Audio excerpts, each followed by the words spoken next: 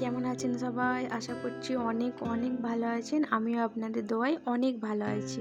আরও একটি নতুন রেসিপি নিয়ে আমি তারও হাজির হয়ে গেছি আপনাদের কাছে। এই রেসিপিটি বানানোর জন্য আমি এখানে নিয়ে নিয়েছি 1 কিলো মাটন। আর মাটনটাকে ভালো করে পানি দিয়ে ধুয়ে পানি ঝরিয়ে রেখে দিয়েছি। এবার মাটনটাকে ম্যারিনেট করার জন্য এতে দিতে হবে পরিমাণ মতো লবণ, আর তার সঙ্গে দিয়ে দিলাম 1 চা চামচ কাশ্মীরি লঙ্কার গুঁড়ো। এবার আমি দিয়ে দেবো 1 চা চামচ হলুদ গুঁড়ো। এবার হাফ চা চামচ মতো গোলমরিচের গুঁড়ো দিয়ে দেবো এর মধ্যে। আর আগে থেকেই যে আদা রসুনটা আমি পেস্ট বানিয়ে রেখেছিলাম সেটাও এখানে 1 চা চামচ মতো দিয়ে দেব।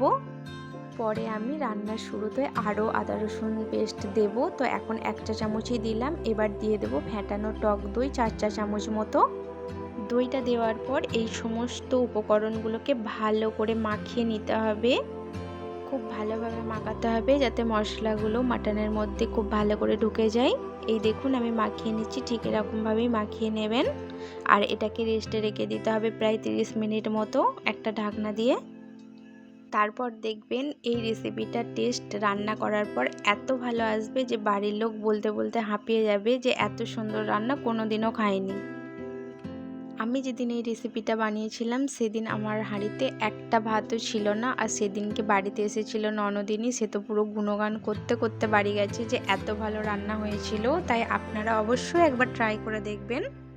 আর যদি ভালো লাগে তাহলে অবশ্যই আমাকে কমেন্টে জানাবেন, কারণ আপনাদের ভালো ভালো কমেন্ট দেখে আমি আরও উৎসাহ পাবো আরও ভালো ভালো রেসিপি আপনাদের সঙ্গে শেয়ার করার জন্য। আপনাদের সঙ্গে গল্প করতে করতে মাখানোটা পুরো কমপ্লিট হয়ে গেছে। এবার এটাকে আমি ঢাকনা দিয়ে ঢেকে দেব পুরো 30 মিনিটের জন্য। অন্যদিকে একটি ফ্রাই প্যান গরম হলে তার মধ্যে আমি দিয়ে দেব সর্ষের তেল। আপনারা চাইলে সাদা তেলেও ইউজ করতে পারেন। এবার গোল গোল করে মিডিয়াম সাইজের কেটে রাখা আলুগুলো আমি তেলের মধ্যে দিয়ে দেব। সমস্ত আলুগুলোকে দেওয়ার পর এতে আমি দিয়ে দেব পরিমাণ মতো লবণ আর হলুদ। আলুগুলোকে খুব সুন্দরভাবে লো ফ্লেমে ভালো করে লাল লাল করে ভেজে নেব। আলুগুলো দেওয়া কমপ্লিট। এবার এর মধ্যে দিয়ে দেব লবণ আর হলুদ গুঁড়ো। আমার তো আলু দিয়ে মাটন খেতে খুবই ভালো লাগে, আপনাদের কেমন ভালো লাগে অবশ্যই জানাবেন। এই যে লবণ হলুদ দিয়ে দেওয়া হয়ে গেছে, এবার এটাকে ভালো করে লাল লাল করে ভেজে নিতে হবে। অবশ্যই গ্যাসের ফ্লেমটা লো রাখবেন, নাহলে কিন্তু তলায় ধরে যাবে আর আলুর ভিতরটাও ভালো করে সিদ্ধ হবে না। এই দেখুন কত সুন্দরভাবে আমি নেড়ে নিচ্ছি। আলুটা ভাজা প্রায় শেষের দিকে হয়ে এসেছে, আর কিছুক্ষণের মধ্যেই নামিয়ে দেব এটা।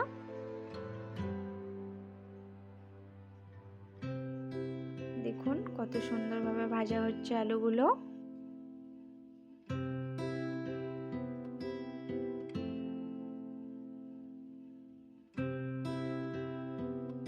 এবার নামিয়ে নেব আলুগুলো। খুব সুন্দরভাবে ভাজা হয়ে গেছে, কালারটা দেখুন কত সুন্দর এসে গেছে।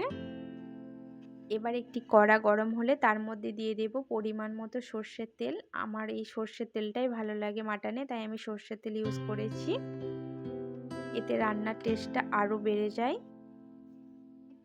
এবার তেলটা গরম হলে এর মধ্যে গোটা গরম মশলা দিয়ে দিয়েছি। গোটা গরম মশলার মধ্যে আছে তেজপাতা, লবঙ্গ, এলাচ, দারুচিনি সমস্ত কিছু আছে। এবার এগুলোকে দিয়ে এবার এর মধ্যে দিয়ে দেব কুচানো পেঁয়াজ।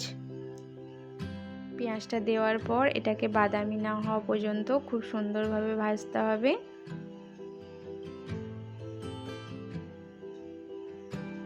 তারপরে একে একে মশলাগুলো অ্যাড করতে হবে। প্রথমে পেঁয়াজটাকে বাদামি করে ভেজে নেব।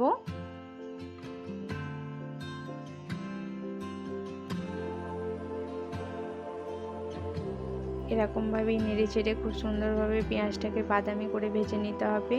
এবার এর মধ্যে দিয়ে দেব একটা বড় সাইজের টমেটো কুচি। আবারও এটাকে ভালো করে নাড়িয়ে চাড়িয়ে নিতে হবে।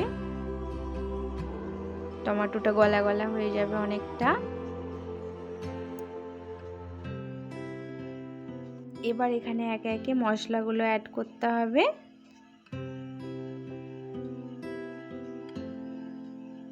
প্রথমেই দিয়ে দেব হলুদ গুঁড়ো 2 চা চামচ।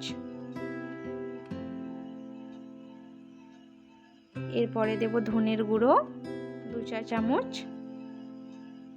এবার জিরের গুঁড়ো দিয়ে দেব 2 চা চামচ। এখানে দিয়ে দিলাম কাশ্মীরি লঙ্কার গুঁড়ো 1 চা চামচ, তারপর দিলাম লাল লঙ্কার গুঁড়ো 1/2 চা চামচ, এখানে দিয়ে দিলাম 1 চা চামচ আদা রসুনের পেস্ট। এবার এই মশলাগুলোকে খুব ভালোভাবে কষাতে হবে যতক্ষণ না এর মধ্যে থেকে তেল ছেড়ে যাবে। মশলাটা কষানোর সময় অবশ্যই খেয়াল রাখবেন যাতে তলায় ধরে না যায়, আর যদি লাগা লাগা হয়ে যায় তখন দিয়ে দেবেন অল্প অল্প পরিমাণ পানি। এরপর এখানে দিয়ে দেব 1 চা চামচ মতো লবণ। লবণটা অবশ্যই আপনারা স্বাদ মতো দেবেন। এবার অল্প অল্প করে কষাতে হবে পানি অ্যাড করে, ভালো করে নেড়ে চেড়ে কষাতে হবে মশলাগুলো যাতে আদা রসুনের কাঁচা গন্ধটা না থাকে। এবার এর মধ্যে অল্প অল্প করে পানি অ্যাড করে আমি মশলাটাকে কষাবো।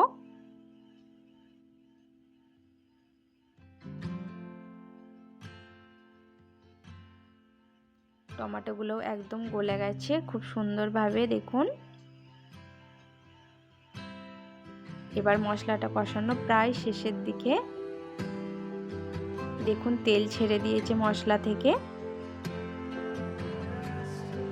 এরকম ভাবে আপনারা কষিয়ে নেবেন মশলাটা, তাহলে দেখবেন রান্নার স্বাদটা আরো সুন্দর হবে। এবার ওই যে ম্যারিনেট করা মাটনটা আমরা রেখে দিয়েছিলাম ওটা এর মধ্যে দিয়ে দিলাম। এবার আরো ভালো করে কষাতে হবে, ভালো করে নেড়ে ছেড়ে নিতে হবে মাটনটাকে। আমি এখানে অল্প পরিমাণ পানি অ্যাড করেছি যাতে তলায় ধরে না যায় তার জন্য, আর মাঝে মাঝে নেড়ে ছেড়েও দিচ্ছিলাম।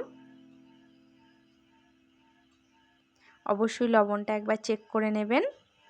এরপর যে ভাজা আলুগুলো আমি রেখেছিলাম সেগুলো এতে অ্যাড করে দিলাম। সমস্ত আলুগুলো দেওয়ার পর ভালো করে নেড়ে ছেড়ে নেব।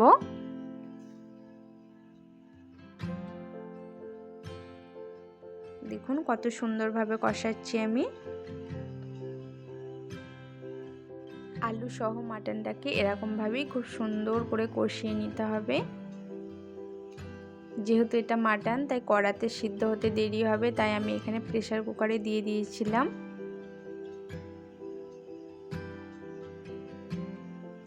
দেখুন কষানোর পর কালারটা কত সুন্দর চেঞ্জ হয়ে গেছে, পুরোপুরি কালারটা চেঞ্জ হয়ে গেছে, আর খেতেও খুবই সুন্দর হয়েছিল এই রেসিপিটি। দেখুন পানি অনেক মরে গেছে আর পুরোপুরি কষানো কমপ্লিট হয়ে গেছে, তেল ছেড়ে দিয়েছে একদমই। আমি এখানে মাঝে মাঝে পানি দিয়ে কষিয়ে নিয়েছিলাম। দেখুন কত সুন্দরভাবে কষানোটা কমপ্লিট হয়ে গেছে। এবার এটাকে একটা প্রেসার কুকারের মধ্যে দিয়ে 4 থেকে 5টি সিটি দেবেন। আর সিটি দেওয়ার পর অবশ্যই সঙ্গে সঙ্গে খুলবেন না, ভাপটা ছেড়ে গেলে তারপরেই খুলবেন। দেখুন আমি এখানে প্রেসারে সিটি দিয়ে ভাপটা ছাড়িয়ে তারপর খুলে নিয়েছি। 5টা সিটি দিয়েছিলাম আমি এখানে। দেখুন কত সুন্দরভাবে রান্নাটা পুরো রেডি হয়ে গেছে। এর মধ্যে দিয়ে দেব কোচানো ধনেপাতা। তার জন্য ধনেপাতাগুলো আমি আগেই ধুয়ে পানি ঝরিয়ে রেখেছিলাম। এবার ধনেপাতাগুলোকে কুচি কুচি করে কেটে দিয়ে দেব। রান্না তো পুরো রেডি হয়ে গেছে। আর প্রেসার থেকে আমি একটা কড়ার মধ্যে আবারও ঢেলে নিয়েছি।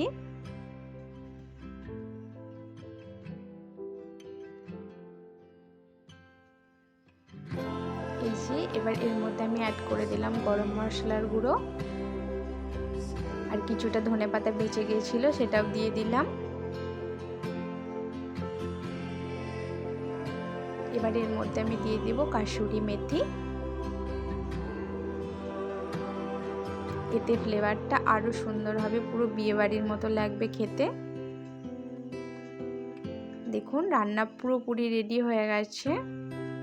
এবার নামানোর পালা এটাকে। আপনাদের যদি আমার ভিডিও ভালো লাগে তাহলে অবশ্যই আমার চ্যানেলটি সাবস্ক্রাইব করে নেবেন, আর সঙ্গে সঙ্গে বেল আইকনটিও প্রেস করে দেবেন যাতে সবার প্রথমে আমার ভিডিও আপনাদের কাছে পৌঁছে যায়। আর সঙ্গে লাইক কমেন্ট করতেও ভুলবেন না। দেখুন কত সুন্দর সিদ্ধ হয়েছে মাটনটা। শেষ পর্যন্ত দেখার জন্য আপনাদেরকে অনেক অনেক ধন্যবাদ বন্ধুরা। ভালো থাকবেন, সুস্থ থাকবেন। আজকের ভিডিওটা এই পর্যন্তই। আল্লাহ হাফেজ।